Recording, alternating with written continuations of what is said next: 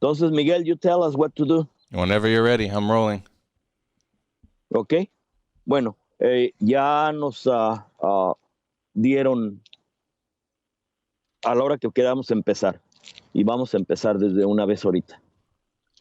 Muy buenos días, muy buenas tardes, muy buenas noches, donde quiera que usted nos escuche. Este es el programa de la historia de las palabras. En la historia de las palabras está basada en las historias orales mayas, donde implica que los dioses del Mayab nos crearon y al vernos inermes, sin crecimiento, se dieron el tiempo de crear las palabras. Ellos crearon las palabras con piedras, con corrientes de agua, hasta crear espejos. Y a todos y cada uno de nosotros nos pusieron un espejo y que en él, en la plática, en las palabras nos reflejamos. Y al momento de la conversación crecemos ambos y al separarnos uno aprendió del otro algo. Y pues ahora en esta ocasión tenemos al maestro a Julio Moreira en Brasil y a la abogada María Elena Hernández en la Ciudad de México. Y pues estamos viendo la situación de San Fernando, uno de los muchos masacres, abusos de poder, situaciones que no son resueltas. Y vemos a ver qué es lo que pasó, qué le ha pasado y qué posible resolución tenga con esta administración en México. O si hay esperanzas de que haya resolución con esta administración. De nuevo, en este programa inicialmente tratamos de ver que las personas se presenten con algo personal, algo fuera de su figura pública, fuera de su experiencia profesional, y pedimos que nos den algo familiar de ustedes, dónde crecieron, dónde estudiaron, algo que sea y que le dé familiaridad al público sobre ustedes. Maestro Moreira, pues ¿dónde creció usted? ¿Dónde, jugó a las canicas, corrió tras algo con los compañeros? ¿Dónde? ¿Quién es Julio Moreira? Buenas tardes, buenos días, en donde estén. Yo hablo ahora desde el sur de Brasil. Pues he nacido en el centro, la región central del país. He estudiado Derecho y actualmente sigo en la universidad, aquí en el estado de Paraná, en la frontera con Argentina y Paraguay. Entonces, ahora lo que más me ha pasado a estudiar son las fronteras, la región de América del Sur. Y en mi doctorado hice el estudio sobre la masacre de San Fernando y sobre las víctimas originarias de Brasil. Y pues también he estudiado la comunidad migrante brasileña en Estados Unidos y el proceso de cómo hacen el viaje para llegar hasta ahí. Bueno, María Elena, algo sobre tu persona. Ya el público está un poco familiarizado contigo, pero pues esperamos que tengamos más audiencia y alguien adquiere un poco de información de María Elena en forma personal. ¿Dónde es María Elena? ¿Dónde estudió? ¿Cuál fue su infancia o algo personal que sea fuera de su figura pública? María Elena, por favor. Sí, gracias a todos. Mi nombre es María Elena Hernández. Pues yo soy de México, pero me crié en el estado de Guerrero. Y bueno, yo creo que el crecer en un estado como el de Guerrero, con tantas violencias y con tanta pobreza, ese estado donde bien pueden estar los turistas en Acapulco gozando de esas playas, pero pues también pocos se dan cuenta de la pobreza que hay detrás de estas playas y de esta imagen del turismo. Y pues bueno, yo creo que fue lo que me hizo, de donde nació mi intención de estudiar Derecho y pues dedicarme también a estas causas nobles o justas que nosotros llamamos. Ahora estoy coordinando en México la Asociación Mexicana de Abogados del Pueblo, que es un capítulo de la IAPL, de la Asociación Internacional de Abogados del Pueblo. Y pues bueno, también el colega Julio, que se encuentra ahí con nosotros, les podrá contar un poco más de esta asociación. Y pues aquí estamos ahorita compartiéndoles a 10 años de esta masacre, pues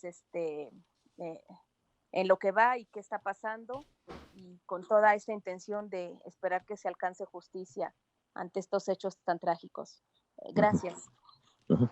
Maestro García, pues usted es el compañero de fórmula y pues por lo general siempre se me olvida pedirle que se presente. Ay, disculpe mi exceso de diplomacia. No, no hay que pedir disculpas, hombre. Pues soy jubilado de la Universidad Estatal de California del plantel del Valle de San Fernando y pues como siempre digo, sigo de metiche y pediche. Ok. Bueno, no sé quién de ustedes puede empezar a darle enfoque a esta situación. ¿Cómo fue creada esta situación cuáles son los antecedentes de la masacre? Si en alguna forma alguien de ustedes puede empezar a darnos una idea de qué se desarrolló o por qué se desarrolló esto. ¿A quien quiera empezar? Pues usted, maestro, háganos el favor. Pues yo tuve conocimiento de la masacre de San Fernando por los medios. Por ahí empecé a través de la foto de los cuerpos que salieron en la prensa, ¿no? Más tarde que vino la noticia de que habían personas de Brasil que estaban entre las víctimas, ¿no? Y cuando poco a poco se fueron echando los datos, las informaciones, que nos fuimos dando cuenta de cómo se dio ese crimen, ese hecho de esa magnitud, y que está relacionado con la migración masiva de latinoamericanos hacia Estados Unidos en el paso por México. Entonces, los migrantes estaban en 2 buses de viaje y iban contratados por polleros para llegar a la frontera y entrar en Estados Unidos, en la parte de la costa este. Y por ahí, como estábamos escuchando en el conversatorio que organizó el COLEF el último viernes, pasó esa cuestión, ese crimen perpetrado por los cárteles de narcotráfico en México. Lo más importante de señalar es la responsabilidad estatal en esos hechos, ¿no? Y más que nada la ausencia de resolución, de impunidad, de la impunidad y la ausencia de los derechos a las víctimas, que siguen sin siquiera el acceso a la información. Muchos cuerpos fueron repatriados de forma equivocada, y entonces es un dolor y un crimen de una dimensión continental. Eso más o menos es lo que ha pasado en ese hecho que ahora cumple 10 años. Quería dejar ahí los colegas hablar más y ahí les dejo. Sí. María Elena, al parecer, desafortunadamente México no es el único, pero sí tiene la reputación de ser un gobierno altamente corrupto. ¿Cómo se desarrolló eso? ¿Qué antecedentes tiene eso? En mucho los Zetas son creación del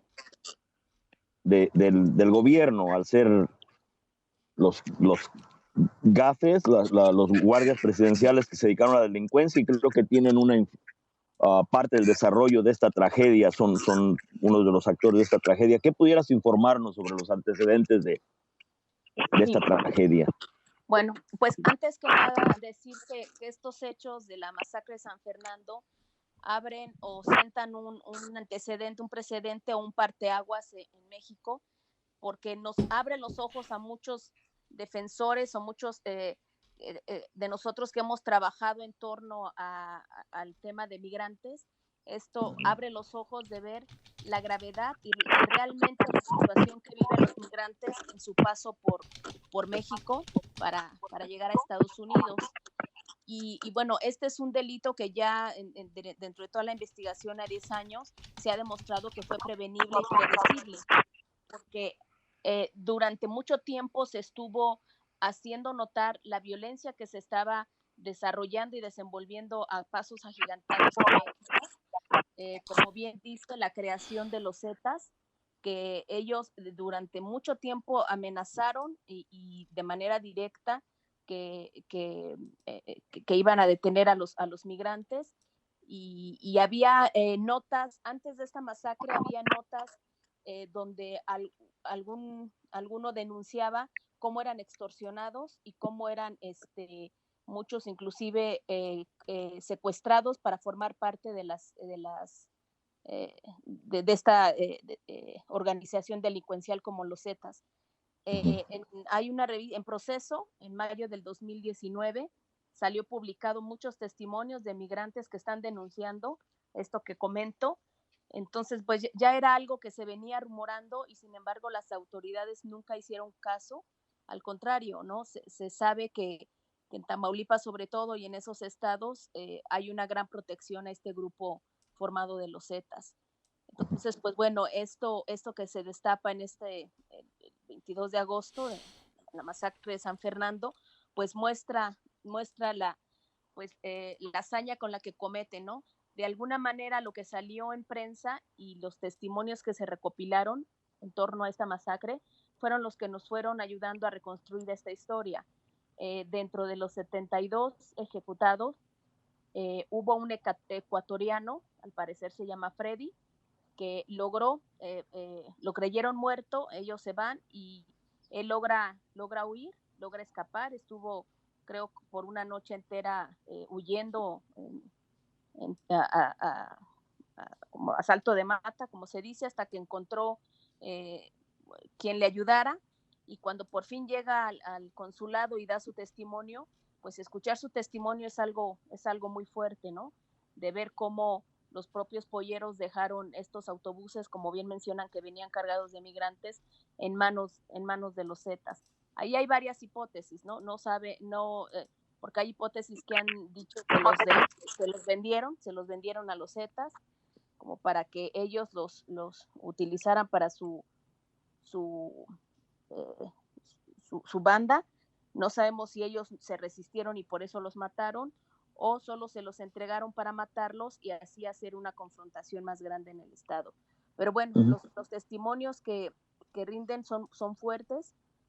Esto pues va haciendo, y aquí lo que habría que tomar en cuenta es la responsabilidad, porque hubo responsabilidad de los tres gobiernos. Bueno, inclusive hay una responsabilidad transnacional, porque también toda esta situación contra los migrantes, pues también hay esta responsabilidad del gobierno de Estados Unidos como el de México, y aquí pues al venir migrantes de diferentes partes de Centroamérica, venían ecuatorianos, brasileños, de diversos países, pues es un conflicto que ya rebasa fronteras, y sin embargo, a pesar de eso, ha habido mucha omisión, mucha complicidad, mucha colusión y mucha aquiescencia. Y esto es lo grave y es lo que ha permitido que las cosas permanezcan en la impunidad. Y como bien lo dijo también el colega de Brasil, fue muy triste los primeros años, que a pesar de que todo esto salió y de la lucha de todos los familiares por recuperar los cuerpos y que estos fueran repatriados a su país, pues la falta de atención del gobierno mexicano de hacerla de manera correcta, en primera lo hizo con mucho retraso, en segunda lo hizo no lo hizo correctamente, confundió los cuerpos. Y bueno, también hay un testimonio donde a un país, no recuerdo ahorita, no sé si el compañero Julio lo recuerde, llega un ataúd solo con piedras y sin el cuerpo, ¿no? Entonces, pues todo esto es también una burla para los familiares, para las víctimas, y bueno, son casos que lamentablemente son heridas que están abiertas porque no ha habido todavía la justicia. Uh-huh. Sin entretenerlos mucho, y un dato que salió cuando vino el levantamiento de Chiapas,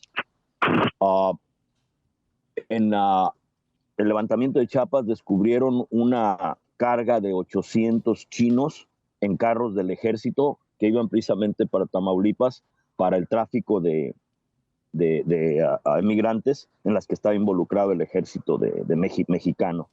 pues hay antecedentes donde el ejército y el gobierno ha estado metido en este tipo de negocio. Y los gafes, los guardias presidenciales, creo que fueron 800 los que despidió el gobierno, fueron gente preparada principalmente por Estados Unidos para cuidar principalmente a políticos de renombre. Y fueron los que formaron los Zetas. Los Zetas venían ya no como un grupo criminal, sino ya como un grupo militar dedicado a la criminalidad, un grupo con tácticas, con planeamiento, ya entrenado a matar. ¿Qué otro antecedente podría decir sobre los Zetas o sobre esta preparación del Estado para tener aparatos represivos que en esta ocasión se dedicaron al crimen? ¿O cómo podrías abonar a esto? María Elena. Bueno, antes que esto también hay que comentar que, como había dicho, la masacre de los 72 destapa la gran cloaca, por decirlo de alguna manera, que se estaba gestando en México. Pero sabemos que no es el único caso. Después de unos meses, ahí mismo, por estas zonas de Tamaulipas, Cadereyta y otras regiones, se descubrieron fosas donde había eran cientos de cuerpos precisamente de migrantes. O sea, esto que hicieron con los 72 ya lo venían haciendo tiempo atrás. Inclusive, una de las hipótesis entre los testimonios que se recopiló es que a ellos los matan de madrugada y al parecer planeaban al siguiente día venir y enterrarlos, pero gracias a este ecuatoriano que da su testimonio y que hace que vayan a ver el lugar de los hechos, pues es que los encuentran ahí ejecutados y por eso es que aparecieron, si no serían de las listas, formarían parte de las listas de los desaparecidos y que terminan ahí pues en estas fosas que posteriormente se encontraron. Pero no sé si Julio quiera comentar algo más sobre esto. Uh-huh. Don Julio. Sí, bueno, lo que podría aportar es desde mi estudio ahí en la Universidad Autónoma de México, la UNAM, en el Centro de Investigaciones sobre América del Norte, donde se hicieron estudios sobre los orígenes políticos de los cárteles, ¿no? Y la relación del cártel de los Zetas con el cártel del Golfo y la importancia de la ruta del Golfo de México para la migración indocumentada hacia Estados Unidos.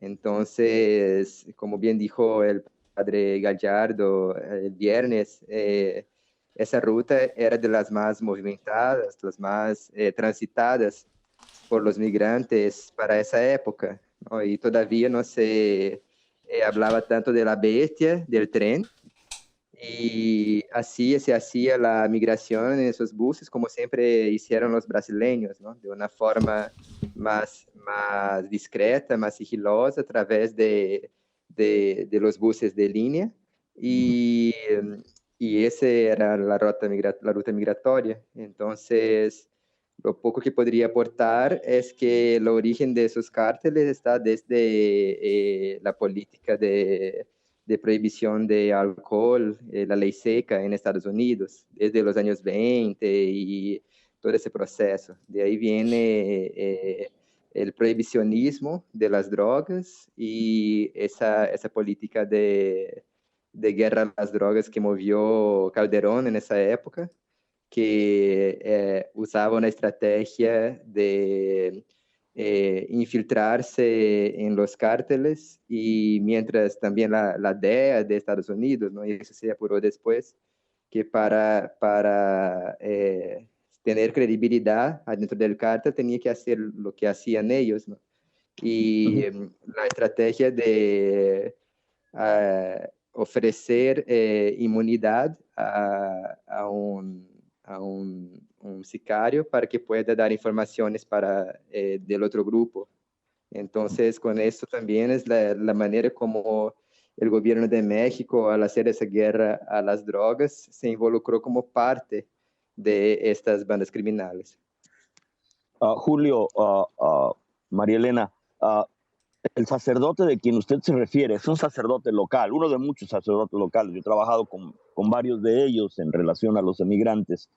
él es de la área y él vio el desarrollo de estas atrocidades, ¿no? Cómo poco a poco fue creciendo un ambiente de violencia criminal.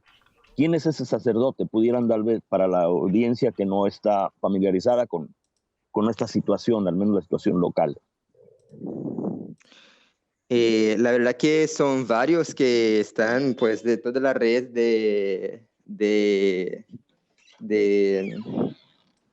casas de migrantes a lo largo del territorio mexicano, como el Padre Solalín en Oaxaca, ¿no? Los demás. Ese, más bien no me recuerdo bien su nombre al cierto, pero sí las casas de migrantes de Tamaulipas soltaron ahí, echaron un comunicado. Entonces ahí tendría los nombres de las casas de migrantes que están intentando de alguna manera hacer incidencia todavía ahora a los 10 años. ¿Algo que pudieras aportar, María Elena, a la condición local antes del desarrollo de este crimen? Sí. Nada más para agregar, el padre Francisco Gallardo, que coordina la Casa de Migrantes de Tamaulipas, y bueno, cuando pasaron estos hechos fue uno de los primeros que pudo, porque estaba cerca a San Fernando, pudo acercarse a las víctimas y fue de los que acompañó, por ejemplo, a uno de los sobrevivientes, a Freddy, lo acompañó ante el consulado para que hiciera sus declaraciones y estuvo muy cercano a pues a las víctimas y a los familiares de los ejecutados, pues para apoyar ahí en todo el proceso de recuperar los cuerpos, etcétera. Él pues tiene una casa de migrante y por eso está al tanto de toda la situación que pasa con los migrantes. Y como ya lo mencionó el colega Julio, pues también hay otros sacerdotes que en su momento y oportunamente denunciaron eso, inclusive previo a que se diera estos hechos de San Fernando, como los comenté. Hay varias entrevistas en proceso y en varios periódicos locales. Desde un año antes ya se estaba, había muchos testimonios de cómo los Zetas estaban deteniendo a los migrantes para hacerlos partes de sus grupos o para extorsionarlos. Y bueno, también el padre Solalinde durante mucho tiempo estuvo denunciando esto. Y en la frontera sur de México también hay otros frailes que están muy dedicados en sus casas de migrantes, casas de atención a migrantes. De hecho, en Tenosique, Tabasco, hay una que le llaman la 72, ahora sí que Fray Tomás. Conmemoración de esta masacre de los 72, sí, con Fray Tomás, y ellos pues así nombran esta casa de refugio de albergues, y es la 72, que también, bueno, cabe decir, aquí hago un paréntesis un poco, sobre todo nosotros en México que hemos dado seguimiento y que trabajamos con migrantes y que estamos muy preocupados porque lejos de aclararse situaciones como esta que estamos contando ahorita de San Fernando, estamos viendo cómo las políticas migratorias, tanto que ahora ya son de la mano, lo decimos de la mano del gobierno de México con el gobierno de Estados Unidos, pues están creando un clima menos favorable para los migrantes. Ahorita con las declaraciones que hizo y estos acuerdos que acaba de firmar López Obrador con el presidente Trump, lo único que han logrado es que el recorte o el poco apoyo que llegaba a las casas de migrantes se ha recortado. Ahorita hay casi el 40% de estas casas están cerrando porque ya no tienen ningún apoyo. Y con el discurso de López Obrador de que el tema de migrantes ya está solucionado, y pues ya vimos cuál es la solución que él ha hecho de poner a la Guardia Nacional en las fronteras y así ya no permitir el paso ni para un lado ni para el otro. Entonces pues la situación de migrantes se va a volver pues aún más triste, más penosa. Y bueno, también vemos que esta situación de San Fernando no se ha resuelto. Aquí no sé si Julio tenga alguna actualización sobre el seguimiento de qué se hizo, sobre todo ante la Comisión Interamericana sobre este caso, si él pueda contarnos. Lo que quisiera tal vez establecer que esto no sucede por generación espontánea. No son crímenes que suceden de repente, no alguien perdió la mente y se desarrolló esto, sino que tienen muchos antecedentes. Y en lo que yo, no solo en esta situación, otras que yo he tenido una comunicación un poco más directa, vienen muchas señales de que ya hay una complicidad, hay quejas, hay una condición de violencia y el gobierno no resuelve nada. Hay una serie de antecedentes antes de hechos de esta naturaleza.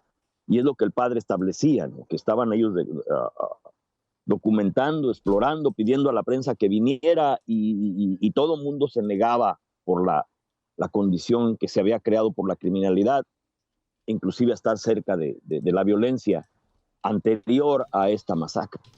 Y no creo que sea único en México en este sentido. Julio, ¿algo que tuviera usted que agregar al respecto? Julio. Pues sobre el tema de cómo siguió la cuestión de la apuración, la Comisión Nacional de Derechos Humanos de México hizo la recomendación 80 en 2013, que ya fue mucho tiempo atrás, y esa recomendación tuvo un amparo de la Fundación para la Justicia y el Estado Democrático de Derecho, porque se sacó una nota, una recomendación al Estado mexicano sin hacer la profunda escucha de todos los testigos y familiares que se prestaron para dar información, ¿no? Entonces se demostró que el Estado no tenía el interés en escuchar a los familiares y los testigos y víctimas. Y eso fue como un eje más de ese proceso de la impunidad. Y lo que más me gustaría aclarar es que vivimos en toda Latinoamérica esos gobiernos,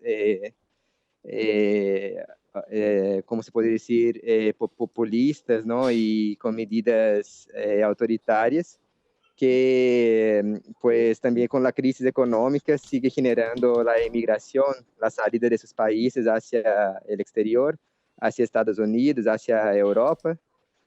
Y la migración brasileña sigue, ¿no? Entonces, se ha siempre muy silenciado en Brasil ese tema. Es como si no existiera. Ya todavía en 2010, que era un gobierno conocido como progresista, se imaginaba que había un crecimiento económico en el país y que la gente no necesitaba migrar. Y lo que hizo esa masacre al poner en evidencia la migración indocumentada de brasileños a Estados Unidos es que todavía sigue, porque la realidad de la gente en el campo, en las regiones de grande atraso social en Brasil, es lo que motiva la migración. Y esto no es una región específica, sino que todo el país siente todavía, y ahora más con la crisis, con la pandemia, con la irresponsabilidad del gobierno federal ante las cuestiones de la pandemia, esto se está más evidente, las cuestiones de la carencia de condiciones de vida de la población de Brasil.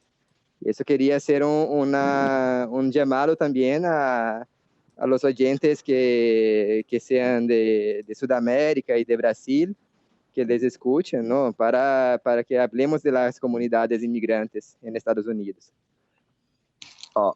Ambos, ¿qué tipo de resolución o intento de resolución hubo en los gobiernos anteriores, para no entrar en detalle con el actual en México, o las condiciones también actuales tal vez en Brasil o en otras situaciones que están acelerando este tipo de cambios sociales, ¿no? De desesperación social? ¿Hubo algún tipo de intento de resolución? ¿La prensa ayudó o la prensa fue cómplice? ¿Qué intento al exponer esta masacre hubo en relación a esta situación por parte del gobierno? ¿O qué papel jugó la prensa en ocultar o exponer esto? Sí, ¿quién habla? Cualquiera de los dos. María Elena. Si quieres, comenta, Julio, yo complemento. Sí, ya sacando ese tema desde antes, ¿no? Que yo acompañé muy de cerca a algunas de los familiares de víctimas de Brasil, de la masacre. Lo que se hizo fue la gente de consulado y de Policía Federal, que sería la Policía Nacional en Brasil, quien hizo los contactos con los familiares para hacer la repatriación de los cuerpos, ¿no? Hubo mucho dolor y contradicción en esa repatriación.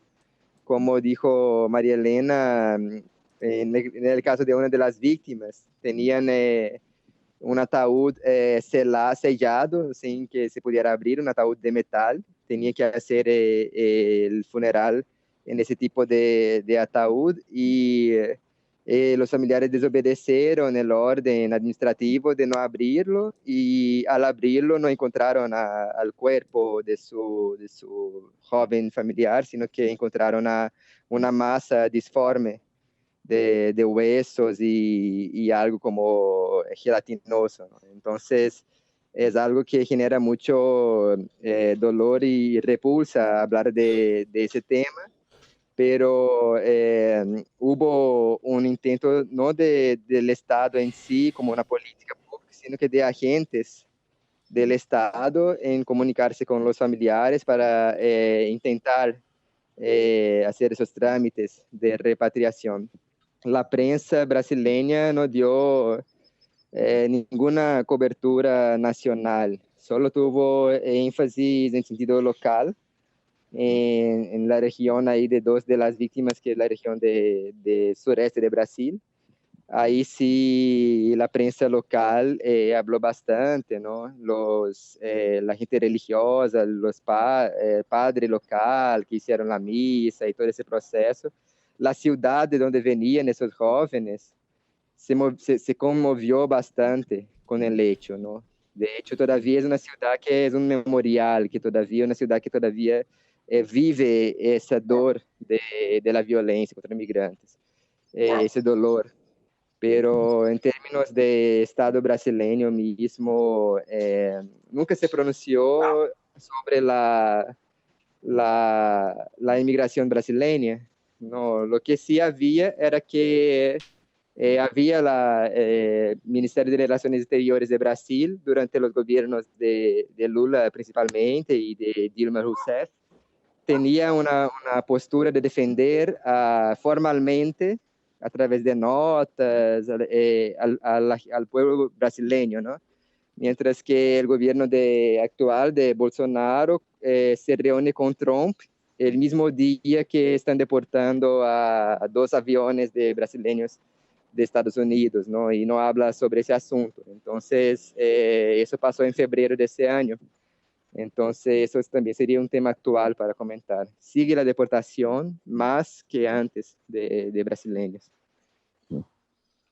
Bueno, ¿qué complementas, María Elena? ¿Cuál fue el papel de intento de reducción, o la prensa ayudó o oscureció esto?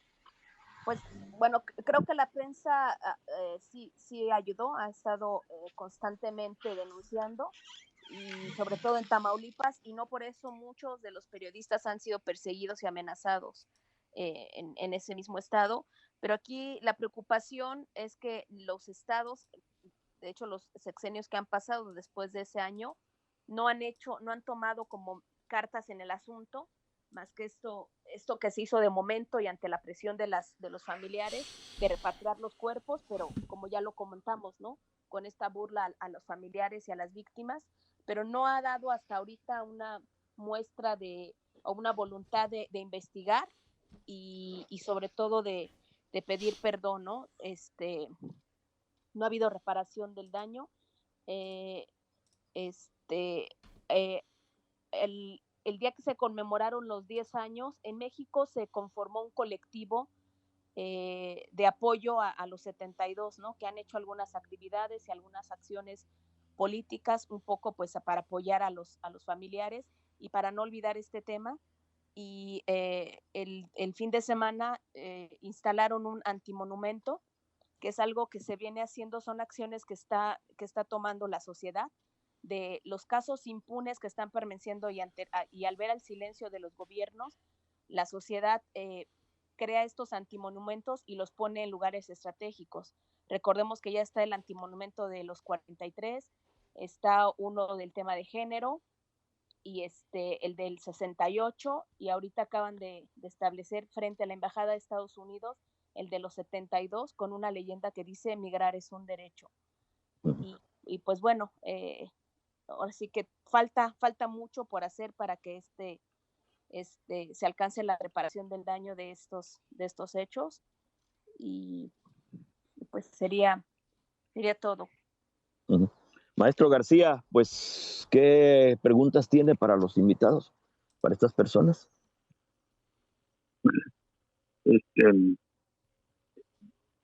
Una observación, es interesante ver la composición del grupo que mataron ahí en San Fernando, porque acá en el norte se suele hablar de inmigrantes del sur, pues la mayoría mexicanos y unos centroamericanos, pero este grupo que mataron pues es totalmente distinto. Es un grupo internacional. Y también hablando de, por ejemplo, los grupos chinos, etcétera, pues y los haitianos, entonces acá la prensa pone una imagen falsa al inmigrante que trata de entrar por la frontera México-Estados Unidos. Y luego es claro que nuestro presidente, hay que llamarlo así porque es nuestro presidente, quiere una política migratoria que nomás pueden entrar güeros, no quiere petecitos ni pobres, y cierra la frontera y amenaza directo o indirectamente a los gobiernos que se mueven para proteger a sus propios ciudadanos. Y para mí no es que mucho del comportamiento de estos gobiernos se deben a la posición, la postura de nuestro presidente acá en el norte. ¿Qué piensan de eso? En mucho Estados Unidos es el motivador, el culpable, el que incita a este tipo de cambios o desesperación social. Cualquiera de los dos, maestro Julio o María Elena.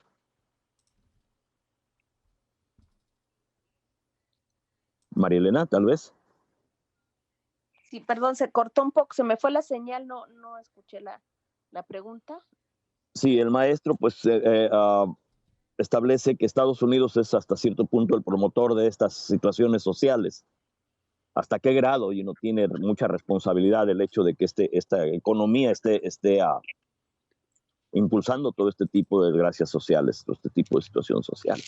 Sí, pues ya lo comenté en un principio, que bueno, para esto voy a contextualizar un poco, porque después de la masacre de los 70, bueno, perdón, en 2010 nosotros tuvimos oportunidad en México de poder impulsar el Tribunal Permanente de los Pueblos, que fue un tribunal donde se invitó a un gran número de jueces internacionales y se presentaron diversos casos correspondientes, sobre todo a los temas de violencia de Estado y movilidad humana, sobre todo estas situaciones de migrantes.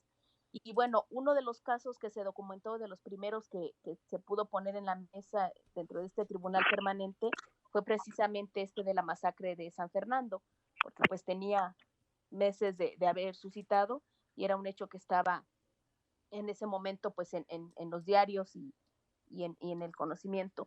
Entonces, bueno, los jueces que se invitaron hicieron una investigación a partir de lo que estaba saliendo en prensa, a partir de recopilar los testimonios de las víctimas, y ellos en su dictamen que presentaron, ellos concluyen que es responsabilidad estatal, que hay responsabilidad de los tres niveles y también responsabilidad transnacional, porque hay responsabilidad del Estado mexicano como del Estado de Estados Unidos y también de otros países, como bien lo mencionan, de Brasil y Ecuador, porque también si hablando de antecedentes, si en estos países no logran las medidas para expulsar a su gente y que tengan que pasar este recorrido de la migración, pues no los estarían exponiendo a todas estas situaciones. Y en México también, como lo mencioné, antes de estos hechos se venía denunciando la situación y cómo estaban actuando no solo los Zetas, sino recordemos que en México hay más de 3 grupos delincuenciables grandes que se consideran como cárteles y que son los que están haciendo pues toda esta confrontación y violencia contra los migrantes y también pues contra los mexicanos. Entonces, bueno, el dictamen que se presentó ante este tribunal resolvió que en este caso había habido omisión, acción, complicidad y colusión de las autoridades y aquiescencia, y pues que era un delito prevenible y predecible y que fue también responsabilidad transnacional, como bien mencionan. Sí hay mucha responsabilidad del gobierno de Estados Unidos y de los otros países. Y también se tipificó este delito ocurrido contra los 72 como un delito de genocidio. Inclusive, por ahí me parece, yo no estoy al tanto. ¿Hasta dónde el gobierno de Estados Unidos tiene responsabilidad en todo esto? Sí, bueno, y terminaba el punto, que no sé hasta dónde, si el colega Julio sabe del seguimiento que se dio en la Comisión Interamericana, porque hasta donde supe se presentó una queja, o se iba a presentar, no sé si sabe, pero en todo caso también en la misma resolución que les hablo del Tribunal Permanente, se dejó como todo listo en cuanto a la investigación, a la tipificación del delito, para que se pudiera denunciar incluso hasta la Corte Penal Internacional por la configuración del genocidio. ¿Algo que quiera agregar a Julio? Sí, que yo soy estudioso de Derecho Internacional y pues en ese trabajo que hice de investigación estuvo muy presente la forma como Estados Unidos incide sobre los organismos internacionales para hacer hegemonía y hacer pasar sus políticas, ¿no? Y eso ya viene desde mucho atrás, ¿no? Porque la guerra a las drogas ya es de la época de Nixon, y de ahí fue cuando se impulsó las políticas de tolerancia cero, de represión a los pequeños delitos, un modelo de combate al crimen que se dio en todo el mundo. Entonces, de ahí ya tiene una experiencia de, ¿cómo se dice? De making of, ¿no? De el hacer, el cómo hacer, ¿no? El modus operandi de esas políticas. Estoy hablando de eso porque si hablamos de la masacre, de la situación de los migrantes, es obvio que tiene responsabilidad Estados Unidos, porque sí es quien genera la idea desde ahí de una visión policial, de una visión de que los migrantes indocumentados son objetos de crimen. Tanto que las autoridades no hablan de migración laboral, hablan de criminales, de tráfico de personas, cuando en la verdad estamos hablando de los seres humanos, ¿no? Entonces, lo mira desde una visión, desde los aparatos más policiales, investigativos del Estado, lo miran desde una visión técnica de que hay que impedir a la migración. Pero como un sistema todo, la economía estadounidense está basada en el trabajo de los migrantes.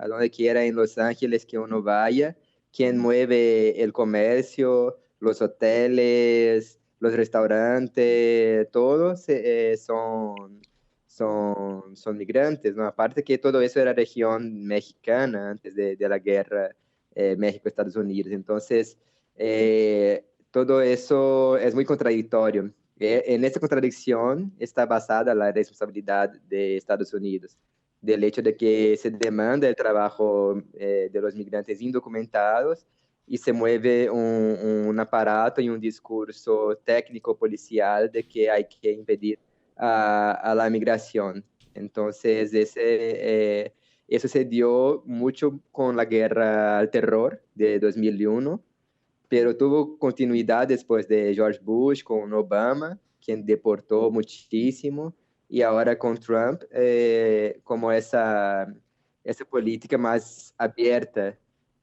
mais declarada de negación del sujeto migrante, de afirmación de que no son sujetos, de que no son humanos. El problema de fondo, yo en lo particular estoy en contra de la migración. Yo pienso que la mejor resolución para resolver el problema de la migración es que dejen de robar o corromper a los gobiernos de origen. Y creo yo que ahorita tenemos un sistema social, una relación económica que está al desgaste y está en su caída, destrozando muchísimas gentes, vidas y sociedades. Y en este sentido, el gobierno mexicano en su debilidad económica se ha prestado al juego. El gobernador de Chiapas empezó en el PRD, es de Morena, y se ha prestado básicamente a ser una persona muy acérrima en contra de violencia hacia los migrantes. ¿Hasta dónde te es familiar esto, María Elena? La actuación del Estado y su debilidad y la sumisión que ha mostrado frente al imperio. ¿O estoy equivocado, estoy exagerando? No, pues ya lo mencioné, ya lo mencioné hace un momento que tristemente, lejos de solucionarse, la situación de los migrantes se va a agravar más por las políticas que acaban de establecer, y esto ya lo vimos nosotros y con mucha sorpresa lo vimos que lo hicieron de la mano el gobierno de López Obrador con el gobierno de Trump, y inclusive dentro del Congreso hay una inconformidad muy grande con las políticas que está llevando a cabo Andrés Manuel López Obrador.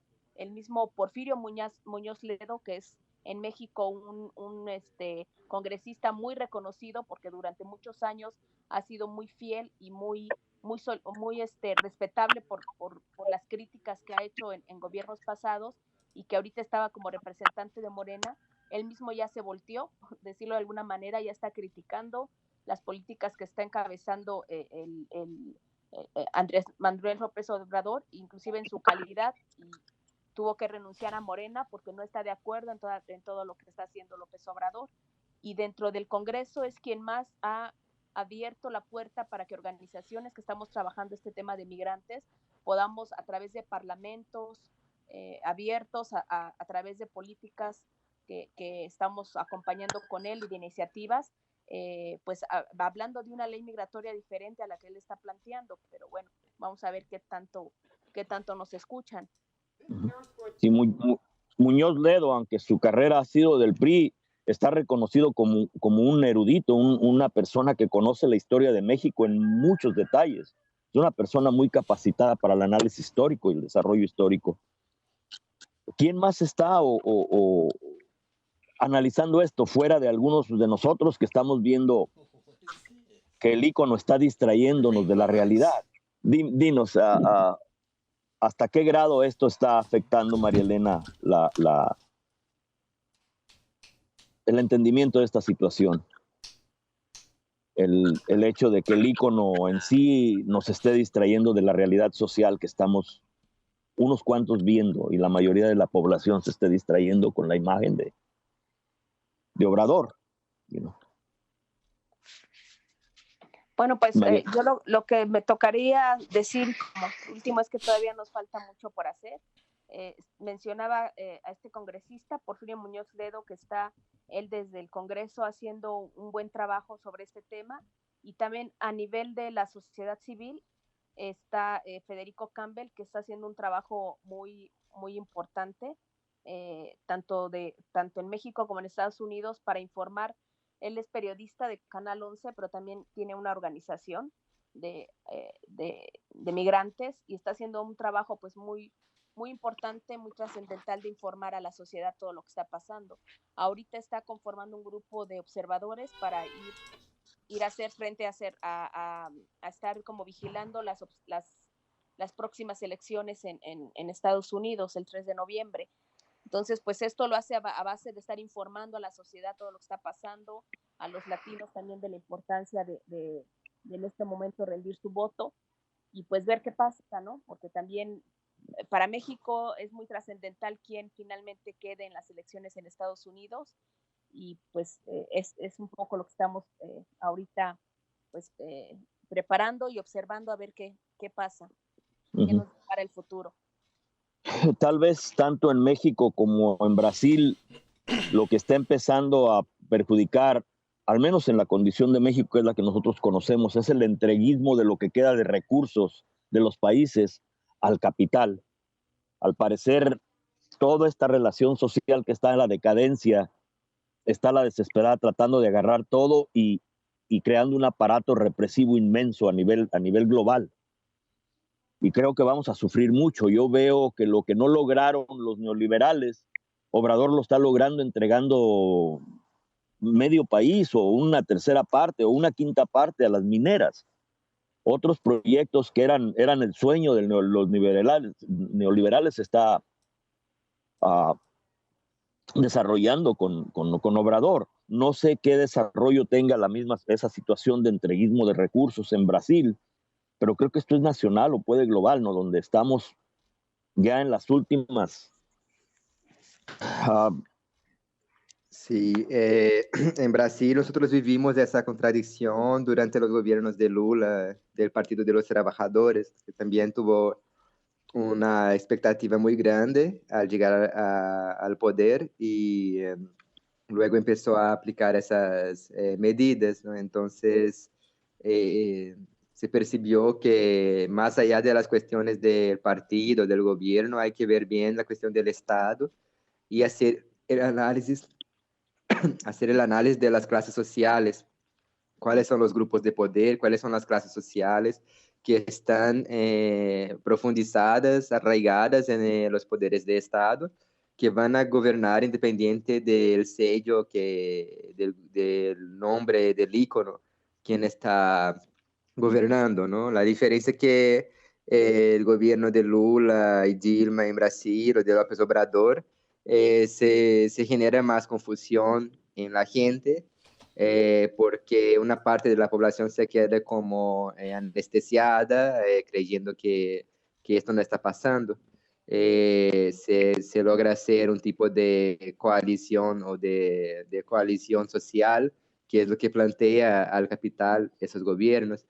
De otra manera, lo que vivimos hoy en Brasil es como que la distracción no se da a través de eso, se da a través de otras formas, ¿no? La distracción se da más a través de la división de la sociedad, a través de las fake news, a través también de un populismo de otro color, pero también un tipo de populismo que en vez de agradar a la gente que creció a través del estudio de la historia, a través de la crítica social, agrada más a la gente que vivió la generación de no tener ese tipo de visión crítica, de estudio crítico y que como que se ha movido más por las cuestiones inmediatas de la violencia, etcétera, ¿no?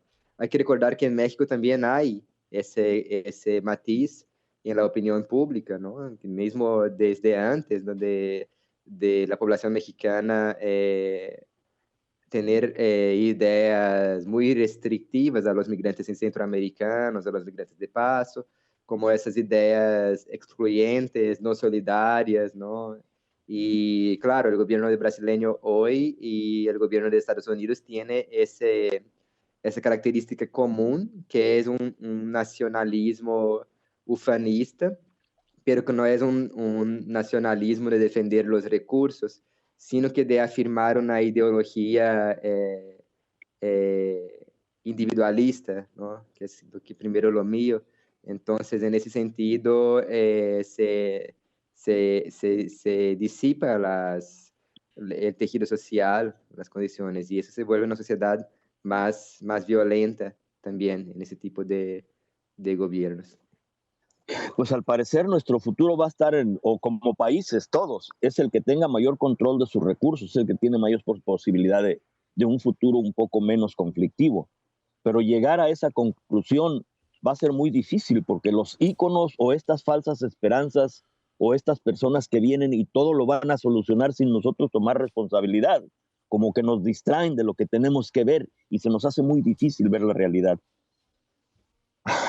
¿Dónde estamos? ¿Cómo vamos a caminar esto? Pues así es. Pues así es. Por mi parte, no sé. Uh-huh. Maestro García, tenemos un poquito de tiempo. ¿Qué preguntas tiene? Bueno, pues más bien otra vez un comentario que es una lucha eterna, no tiene fin y ese aspecto de nuestra situación es que impide a mucha gente, que impide a mucha gente meterse en eso, porque, bueno, mira, acá en Estados Unidos el 40% de la población apoya al gobierno federal de Trump. Entonces la mayoría no lo apoya, pero la mayoría no se mueve porque cuesta trabajo y a veces es peligroso cuestionar. Entonces, sobre todo con el aspecto de nuestra perspectiva que se basa en lo individual, hay que juntarnos, hay que buscar solidaridad para poder poco a poco contrarrestar estas tendencias que son de hace años y son poderosos.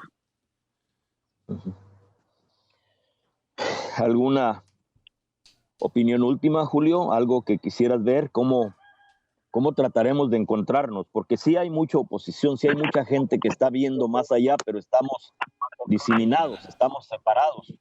Cada quien está como cada chango en su mecate, no alcanzamos a encontrarnos, no alcanzamos a tratar de ver cómo nos encontramos a través de actividades, o este programa tal vez ayude en eso. En los rótulos, los iconos, como dices, y lo que yo creo que el momento es de todos hacerse autocrítica.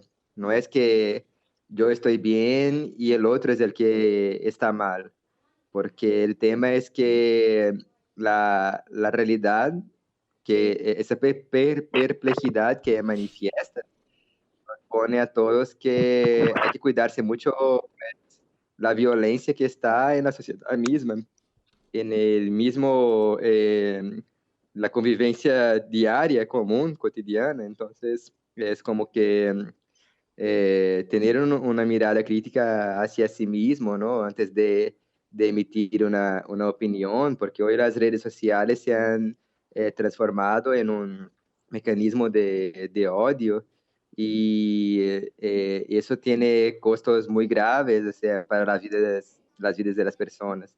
Entonces, la cuestión yo creo que es la oportunidad de una generación que estuvo creciendo basada en la militancia, en la defensa de una ideología, es mirar que la ideología no es suficiente para definir cuál es cuál es mi práctica, cuál es la práctica de uno.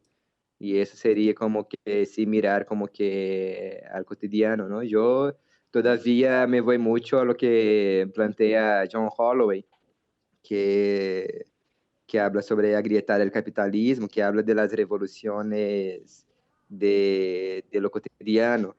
Y yo no tengo la respuesta y no sé si eso sería como una panacea, pero es como intentar hablar, ¿no? Yo lo máximo y lo mínimo que puedo hacer es intentar hacerlo mejor en mi propia vida, en mis prácticas, ¿no? Y en eso, observando que ese fascismo no está solo en la gente que se proclama de derecha, sino que los que se proclaman de izquierda, hay muchísimas prácticas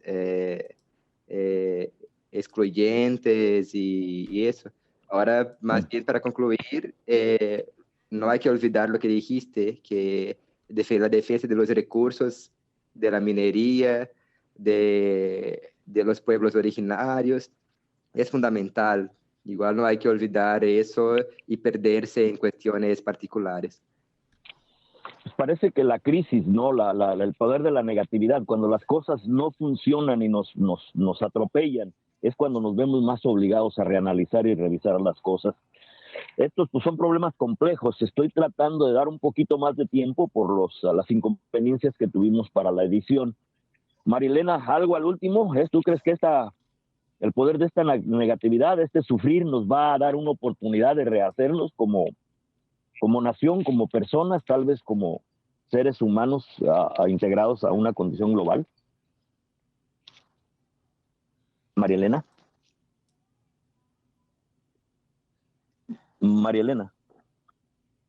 Sí, pues por mi parte ya comenté lo que podía comentar. No, también pues no tengo solución, hay mucho por hacer, ya lo dije, hay mucho por hacer, y pues vamos a seguir trabajando en torno a esto y pues a ser críticos de todo lo que está pasando a nuestro alrededor.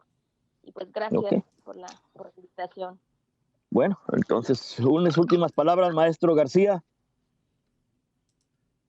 No, esta es una situación pavorosa y pues hay que, como dijo la abogada, pues no tenemos solución a la mano, pero hay que seguir trabajando, hay que no perder las posibilidades de buscar un mundo mejor, un mundo donde hay vida digna para todos. Uh-huh. Bueno, seguimos caminando, y esta fue la historia de las palabras. En la historia de las palabras creemos que el tratar de meditar en ver qué y por qué pensamos como pensamos, al entender nuestro pensamiento y el porqué de él, tal vez en alguna forma podamos encontrar una forma distinta de hacer las cosas. Muchas gracias, María Elena. Muchas gracias, maestro Julio. Sí, gracias. Uh-huh. Ahí estamos también. Pues, ahí estamos, vamos uniéndonos poco a poquito a través de la conversación, como los mayas implican en la historia de las palabras. Maestro García, ¿algo último? No, dar las gracias a nuestros invitados de hoy por su participación, por compartir sus conocimientos, sus experiencias, que son muy valiosos para nosotros, porque acá también los medios comerciales no dan mucha cobertura a estas situaciones. Gracias. Bueno, pues muy buenas noches, muy buenos días, muy buenas tardes, donde quiera que usted nos escuche. Y pues esta fue la historia de las palabras. Muchas gracias.